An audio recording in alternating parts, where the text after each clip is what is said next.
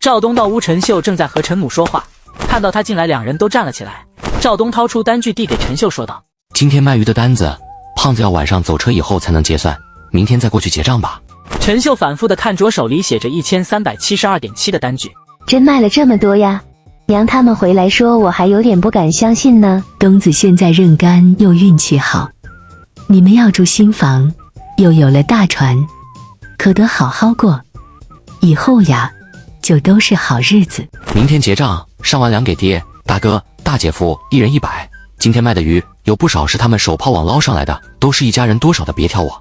你爹他们不要，他们给你捞点鱼，怎么还能拿钱？那像什么话？可不能要。赵东把劝丈母娘的活交给他老婆，就溜了出去。昨天上梁宴上大家都高兴的后果就是都喝多了。赵东起来的时候已经日上3竿，想着地龙网在海里都放了2天，再不去收鱼货要臭掉了，赶紧去码头准备出海。刚到码头，阿健就跑过来：“哥，这里快看看我们的渔船回来了，漂亮吧？”听到阿健说后，赵东看向码头，不看不知道，一看真是吓一跳。就看码头那边停了有6至7艘渔船，还带有渔证标记呢。村长都办下来了。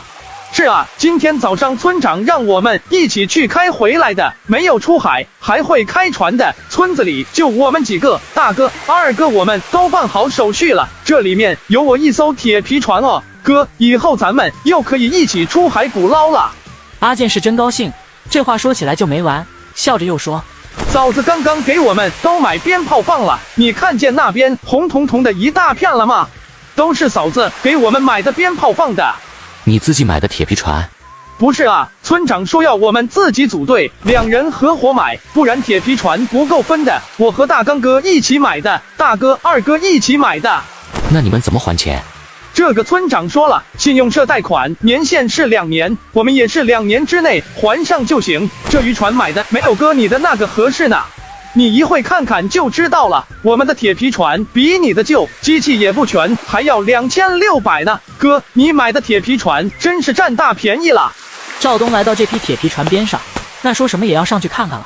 他在几艘船上都看一圈，说实话，他买的船还真是占了便宜。刚从船上下来的赵东点点头，看着办完手续回来的赵鹏和赵华，赵父也在。东子，你去我们的铁皮船上看了吗？刚刚上去了下，都看过了。你今天还要出海？一会先去海里把地龙网收回来，我准备晚上点马灯，照小管和一些趋光的鱼，用网给捕捞上来。现在是小管鱿鱼繁殖的季节，这一段时间给忙的，都忘记了现在小管要从太平洋过来产卵。哥，我们也要做一个网，晚上咱们一起点灯去捕鱼呗。小卖铺的马灯刚刚都被我买了过来。啊，哥，你这也太狠了！铁皮船才回来，还挺旧的，咱们要给刷一遍漆，起个名字吧。翠花，你和婶子一起再去算个好日子，咱们到时候加上阿东的船，3条船一起出海，就是海上3剑客。